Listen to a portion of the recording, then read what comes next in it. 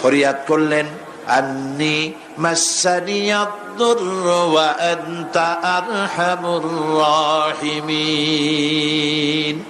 আয় আল্লাহ, আমি অসুস্থ হয়ে পড়েছি, আমি রোগাক্রান্ত হয়েছি, আর তোমার নাম রহমান রহিম, তুমি আমাকে রোগমুক্ত করো। হযরত আইয়ুব আলাইহিস সালাম আল্লাহর দরবারে ফরিয়াদ করলেন, রব্বুল আলামিন, সারা শরীরে পোকায় জর্জরিত হয়ে গেছে, এখন আমার জিহ্বায় পোকা ধরেছে, মাবুদ গো, আমি তোমার কাছে ফরিয়াদ করি, আমার জিহ্বায় পোকা দিও না, কারণ জিহ্বাটাও যদি নষ্ট হয়ে যায় তাহলে তোমার মতো আল্লাহর জিকির আমি কি দিয়া করব। হযরত আইয়ুব আলাইহিস সালাম আল্লাহ পাকের কাছে যখন এ ধরনের ফরিয়াদ জানালেন, রব্বুল আলামিন তাকে তার রোগ মুক্ত করে দিলেন, তার স্ত্রী পুত্র সব আল্লাহ রব্বুল আলামিন ফিরাইয়া দিলেন। সুবহানাল্লাহ। সুতরাং মুমিন ব্যক্তি, কোরআন শরীফে সব আছে, কোরআনের